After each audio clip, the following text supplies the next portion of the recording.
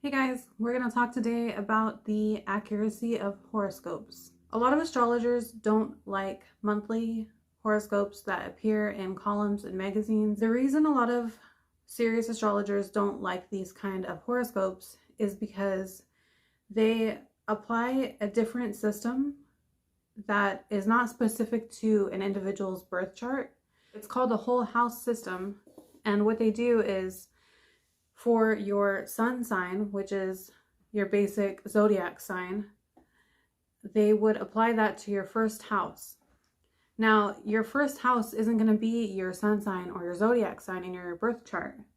Your first house is always your rising sign, and each house is going to tell you which portion of your life is being affected and by which planet that is transiting that area. We can say something like Jupiter is transiting your first house of self. Then the horoscope would continue to go on and explain how Jupiter in your first house is going to affect you this month. But it's not true because Jupiter is not really in your first house. Your first house is your rising sign. Okay, so the horoscope would proceed to go through all the planets and transitions and squares going on with the solar system, and it would continue to look at which house each of the planets are in and how it's affecting you personally. But if they're using the whole sign system that applies the first house as your zodiac sign, then it's going to go from there using the next sign in line as your second house. So for instance, if the astrologer is using Aries as your first house, then they're automatically going to place your second house as Taurus because Taurus is next in line. You can't just assume the next sign in line is your second house, third house, fourth house. Your rising sign is going to be your first house. And your second house is going to be 2 hours exactly from the time you were born into the next constellation. If Aries is on the horizon at 1 p.m., but say you're born at 1:30, then you have to go a few hours from then, which would be 3:30. And because of that, you might end up skipping a sign in between to reach your second house. To make it more clear, I'm going to show you my birth chart and where my true houses are. Okay, so see here, my ascendant is in Pisces. That's my rising sign. And if I go 2 hours from then to my second house, it is in Taurus. So it skips Aries. My third house is in Gemini, and my fourth house is also in Gemini. Do you see what I'm saying? Your houses are never going to be one in each sign. Yeah, and it varies. It's not always exactly even 2 hours because it varies with the seasons and it varies every day with the time, and time changes. So you can see the only way to have a fully accurate horoscope is to have a personal astrologer draw one up for you, or to use some sort of software that actually lets you plug in your precise time of birth. But I don't want that to discourage you from reading horoscopes. If anything, I would encourage you to read the horoscope for your rising sign because it would be slightly more accurate. You can always just look at trends. Trends are never going to fail you. There are astrological events that happen that affect us on a global scale every time they come around.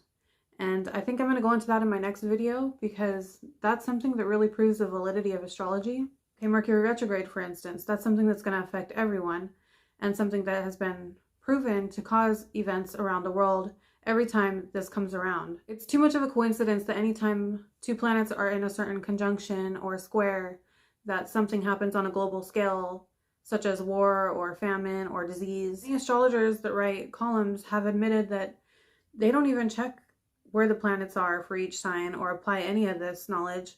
They really do it more intuitively, almost like a tarot reader would, where they're just drawing on the things they're getting subconsciously from the universe. So when it comes to tarot, the user is using the cards to tap into their subconscious mind, and really the Earth's subconscious mind.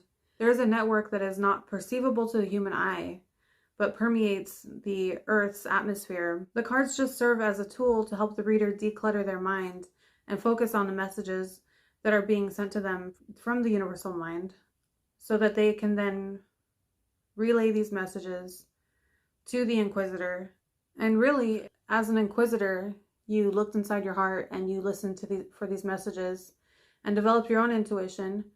You could also receive this information from the Earth. There's actually always a measurement of the Earth's magnetic resonance going on, and they have seen spikes when certain global catastrophes happened, such as 9/11, the magnetic resonance of the Earth changed quite drastically, and that caught the attention of researchers, but at the time they didn't know how to interpret it. Every day, they are measuring the Earth's magnetic field. Generally, the data collected will look the same from day to day. This was why it was so alarming to scientists when, one day in 2001, readings suddenly went haywire. The spike had begun on September 11th, some 15 minutes after the first plane flew into the World Trade Center in New York City. There is a sort of feedback loop between the magnetic and energetic systems of human beings and the Earth. The human heart is the most powerful source of electromagnetic energy in the body. Crucially, within this field is encoded information about the emotional state of the heart. Each individual's electromagnetic field interacts with that of the Earth, passing on this encoded information.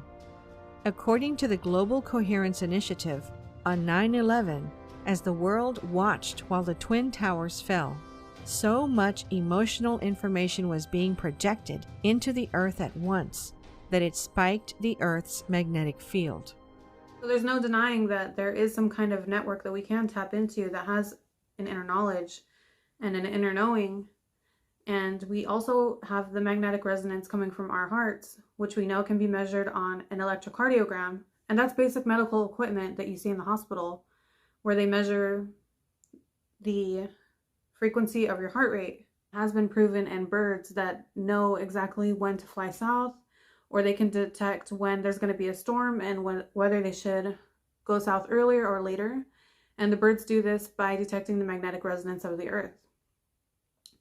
So it's definitely something that can be tapped into to get information out of. Some migrating birds have proteins in their eyes that give them a sort of sixth sense, allowing them to detect the Earth's magnetic field. And these two electrons are reacting to the bird flying through Earth's magnetic field. As the bird turns or moves, the electrons spin differently, causing different messages to be sent to the bird's brain. The chemical signals that are sent to the brain allow it to detect the magnetic field, again, if they're right, to within just 5 degrees. How the heck does this work? We don't actually know. We also don't know how the chemical signal part of the compass sends messages to the brain, or how the birds would perceive the magnetic field. We'd need a literal bird's eye view to fill in these final pieces of the puzzle. More research is obviously needed. Okay, so astrology is not a complete waste of time just because they don't read the horoscopes for your specific sign and houses the way I described. A lot of it is intuitive, and you just have to go with a reader that resonates with you. Don't consider horoscopes as concrete advice where you have to heed every word of your horoscope, or else you're just going to face disaster and hardship. General horoscopes should be used to take a step back and evaluate your life and examine it from someone's point of view on the outside. Doing this can actually be very helpful and therapeutic. And psychoanalysts actually do this with their patients, where they'll present to them a case or a scenario of something that someone's going through and present all the ways that they could handle it and which way would be the best way to handle it. And this is actually used in therapy to help patients see how they can apply the advice to their own lives. So it's not that horoscopes are completely useless just because they're not accurate. If you guys have any questions on this video, or if you have any questions on the validity of horoscopes or accuracy after this, go ahead and leave a comment below and I'll answer your questions, okay? All right, guys, take care.